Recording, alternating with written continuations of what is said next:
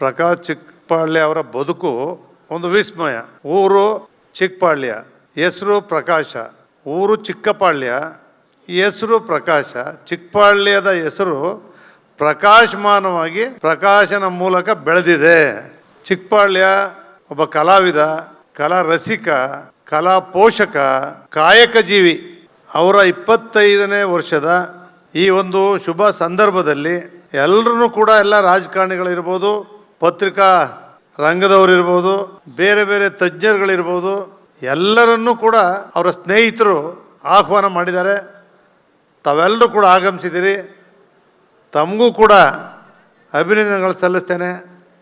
ಪತ್ರಿಕಾ ಮಾಧ್ಯಮರಿಗೂ ಕೂಡ ಯಾವತ್ತೂ ಪ್ರಕಾಶ್ ಚಿಕ್ಕಪಾಳ್ಯ ಅವರು ಎಲ್ಲ ಪತ್ರಕರ್ತರನ್ನ, ಮೀಡಿಯಾದವ್ರನ್ನ ಪ್ರೀತಿಯಿಂದ ಸ್ನೇಹಿತರಾಗಿ ಅವ್ರನ್ನ ಕಂಡಿದ್ದಾರೆ, ಬೆಳೆಸಿದ್ದಾರೆ. ನನಗೆ ಚಿಕ್ಕಪಾಳ್ಯ ಅವರು ಪರಿಚಯ ಆದಮೇಲೆ ನಾನು ಜಿಲ್ಲಾ ಪರಿಷತ್ತಿಂದ ಎಲ್ಲ ಕಾರ್ಯಕ್ರಮಗಳು, ಮಂತ್ರಿಯಾಗಿದ್ದಾಗ ಯುವ ದಸರಾ, ಯುವ ಸಂಭ್ರಮ, ಸಹಕಾರ ಕ್ಷೇತ್ರದ ಕಾರ್ಯಕ್ರಮಗಳು, ಸಾರ್ವಜನಿಕ ಸಭೆಗಳು, ನಿಮಗೆ ಗೊತ್ತು, ನಾನು ಯಾವ ಸಭೆ ಮಾಡಿದ್ರು ಕೂಡ 1 ಲಕ್ಷ, 1.5 ಲಕ್ಷ, 50,000 ಜನರ ಸೇರಿಸೇ ಮಾಡೋದು. ಅದೆಲ್ಲ ಕಾರ್ಯಕ್ರಮಗಳನ್ನು ಕೂಡ ಅದೆಷ್ಟು ನಾನು ಎಷ್ಟು ಸಾರಿ ಹೋಯ್ತಿದ್ನೋ ಆ ರೂಮ್ಗೆ. ಆ ರೂಮು ನೀವು ನೋಡಿದರೆ ಒಂದು ಚಿಕ್ಕ ರೂಮು, 2-3 ಜನ ಕೂತ್ಕೊಳ್ಳೋಕೆ ಆಗದೆ, ಒಂದು ಸಣ್ಣ ಟೇಬಲ್ಲು. ಅವ್ನು ಯಾವ ರೀತಿ ಮರ್ಪಿಸ್ಕೊಂಡು ಕೆಲಸ, ಅಲ್ಲಿ ಯಾರೋ ಒಬ್ಬ ಆ ಕಡೆ ಇರ್ತಾನೆ, ಸ್ಟವ್ಗೆ ಹಚ್ಕೊಂಡು ಏನಾರು ಇದ್ರೆ ಕಾಫಿಯೋ ಟೀಯೋ ಏನೋ, ಊಟನೂ ಮಾಡಲ್ಲ, ತಿಂಡಿನೂ ತಿನ್ನಲ್ಲ, ಮದುವೆನೂ ಇಲ್ಲ, ಮದುವೆ ಆಗಬೇಕು ಅನ್ನೋದಿಲ್ಲ, ಪ್ರೀತಿ ಮಾಡಬೇಕು ಅನ್ನೋದು ಇಲ್ಲ. ಎಲ್ಲ ಪ್ರೀತಿ, ಎಲ್ಲ ಶ್ರಮ, ಎಲ್ಲ ಇದರಲ್ಲೇ ಬಂದ್ಬಿಟ್ಟಿದೆ. ಬೇರೆ ಯೋಚನೆನೇ ಇಲ್ಲ.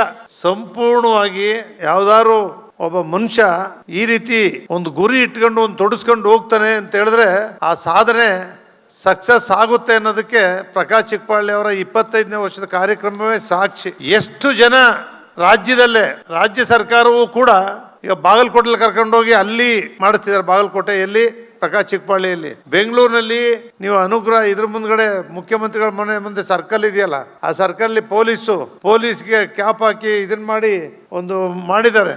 ಆ ರೀತಿ ಅದನ್ನು ಕೂಡ ಪೊಲೀಸರು ಈ ಟ್ರಾಫಿಕ್ಗೆ ಮಾಡ್ತಕ್ಕಂಥ ಕೆಲಸಗಳನ್ನು ಕೂಡ ಯಾವ್ದಾದ್ರು ಸರಿ ಅದನ್ನು ಚಿತ್ರಿಸೋ ಬಲ್ಲರು, ಮಾಡಲು ಬಲ್ಲರು. ಅದು ಹೆಂಗೆ ಮಾಡ್ತಾರೆ ಅನ್ನೋದೇ ವಿಸ್ಮಯ ಎಲ್ಲರಿಗೂ ಕೂಡ. ಆ ರೀತಿಯ ಶ್ರಮಜೀವಿ. ನಾವು ಕೂಡ ಭಾಳ ಸಾರಿ ಹೋಯ್ತೀವಿ, ಚುಡಾಯಿಸ್ತಾ ಇರ್ತೀವಿ, ಇಲ್ಲ ಮರೆಯ ನಿನ್ಗೆ ಆಗುವಂಥವ್ರನ್ನೇ ಒಬ್ರು ಮದುವೆ ಮಾಡ್ಕೊಳ್ಳುವ ಅಂತ ಹೇಳಿದ್ರು ಕೂಡ ಆ ಕಡೆ ಕಿವಿನೂ ಕೇಳಲ್ಲ, ಅದ್ರ ಬಗ್ಗೆ ಚಕಾರನೂ ಇಲ್ಲ, ಮಾತಾಡಲ್ಲ. ಆ ರೀತಿಯ ಒಂದು ವ್ಯಕ್ತಿ ನಮ್ಮ ಮೈಸೂರು ಸಾಂಸ್ಕೃತಿಕ ನಗರ, ನಿಮ್ಗೆಲ್ಲರೂ ಕೂಡ ಗೊತ್ತಿದೆ, ಮಹಾರಾಜರ ಊರು, ಸಾಂಸ್ಕೃತಿಕ ನಗರ, ಸಾಹಿತಿಗಳ ತವರೂರು. ಸಾಹಿತಿಗಳ ಜೊತೆ ಅವ್ರ ಜನಪ್ರಿಯತೆ ಇದೆ, ಅವ್ರ ಸೇವೆ ಇದೆ.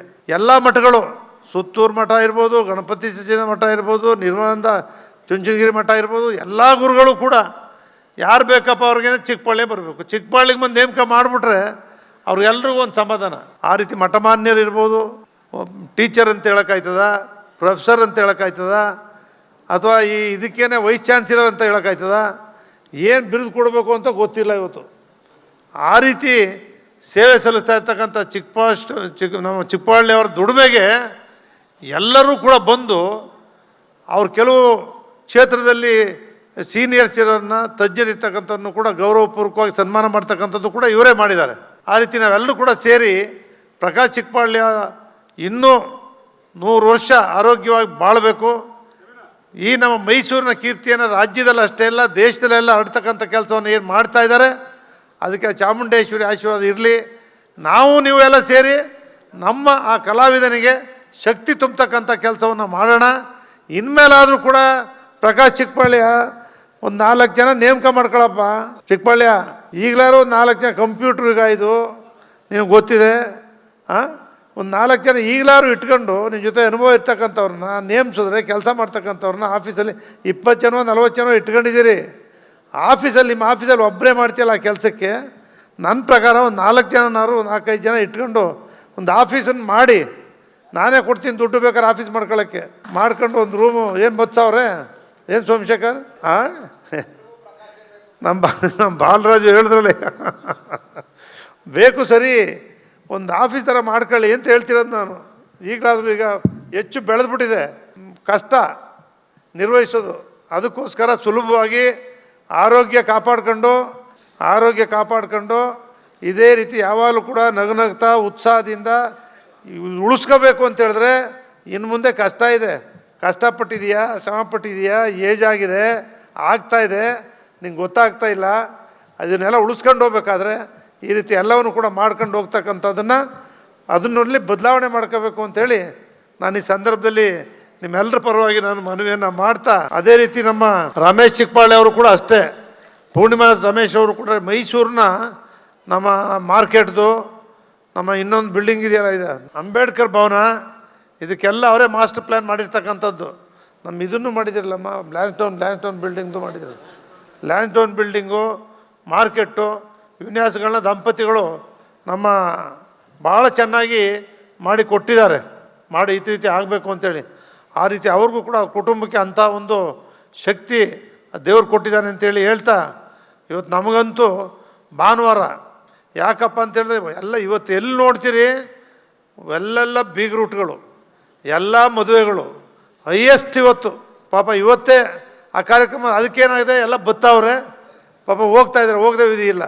ಶಾಸಕರೇ ಆಗಲಿ ಜನಗಳೇ ಆಗಲಿ ಕೂತು ಪೂರ್ಣಾವಧಿ ಇರಲಿಕ್ಕೆ ಆಗ್ತಾ ಇಲ್ಲ ಇವತ್ತು ಅಂತಕ್ಕಂಥ ವಿಚಾರವನ್ನು ನಮಗೂ ಕೂಡ ಬೆಳಗ್ಗೆ 8 ಗಂಟೆಗೆ ಹೊರಟಿರೋದು, ಕಣ್ಣು ಉರಿತಾ ಇದ್ದಾವೆ.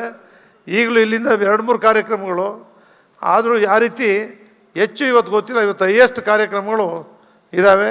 ಇವತ್ತೇ ಒಂದು ಶುಭ ದಿನ ಅಂಥೇಳಿ ಅವ್ರಿಗೆ 25 ತಾರೀಕು 5ನೇ ತಿಂಗಳು 2025 25/5/2025 ಅದೇ ಡೇಟ್ ಆಗಬೇಕು ಅಂಥೇಳಿ ಇವತ್ತು ಆ ಕಾರ್ಯಕ್ರಮವನ್ನು ಶುಭ ದಿನ ಅಂತೇಳಿ ನಿಮ್ಗೆ ಗೊತ್ತಲ್ಲ. ಅವ್ರು ಮನಸ್ಸು ಮಾಡಿದ್ರೆ ಅವ್ರು ಅದೇ ರೀತಿ ಮಾಡಿದ್ದಾರೆ. ನಿಜವಾಗ್ಲೂ ನಮ್ಮ ಕೃಷ್ಣೇಗೌಡರನ್ನ, ಕೆಂಪೇಗೌಡರನ್ನ, ಮರುಸ್ವಾಮಿ ಅವ್ರನ್ನ, ರಾಮಕೃಷ್ಣ ಅವ್ರನ್ನ, ಅವರೆಲ್ಲರ ಪರವಾಗಿ ದುಡಿದಿರ್ತಕ್ಕಂಥ ಅವರ ಸಿಬ್ಬಂದಿ ವರ್ಗದವ್ರಿಗೂ ಕೂಡ, ಏಕೆಂದರೆ ಚಿಕ್ಕಪಾಳಿನ ಥರ ಅವರು ಎಲ್ಲ ರೀತಿ ದುಡಿತಾರೆ. ಕುಮಾರಸ್ವಾಮಿನೂ ಕೇರ್ಪೇಟೆ ಕುಮಾರಸ್ವಾಮಿನೂ ಇದ್ದಾರಂತೆ. ಯಾರ್ಯಾರಿದ್ದೀರಿ ಎಲ್ಲರಿಗೂ ಚಿಕ್ಕಪಾಳ್ಳಿ ಅವ್ರ ಪರವಾಗಿ, ನಮ್ಮ ಜನತೆಯ ಪರವಾಗಿ ತುಂಬ ಹೃದಯದ ಅಭಿನಂದನೆಗಳು. ಅವ್ರಿಗೆ ಚಾಮುಂಡೇಶ್ವರಿ ಆಶೀರ್ವಾದದಿಂದ ಅವ್ರಿಗೆ ಒಳ್ಳೆಯದಾಗಲಿ. ನೀವು ಎಲ್ಲ ನಿರಂತರವಾಗಿ ಅವ್ರನ್ನ ಉಳಿಸ್ಕೊಂಡು ಹೋಗೋಣ, ಬೆಳೆಸ್ಕೊಂಡು ಹೋಗೋಣ. ಅದರಿಂದ ನಮ್ಮ ಮೈಸೂರಿನ ಕೀರ್ತಿ ಬೆಳಗಲಿ ಅಂತೇಳಿ ಈ ಸಂದರ್ಭದಲ್ಲಿ ನಮಸ್ಕಾರ ಮಾಡಿ ನನ್ನ ಮಾತು ಮುಗಿಸ್ತೇನೆ. ನಮಸ್ಕಾರ.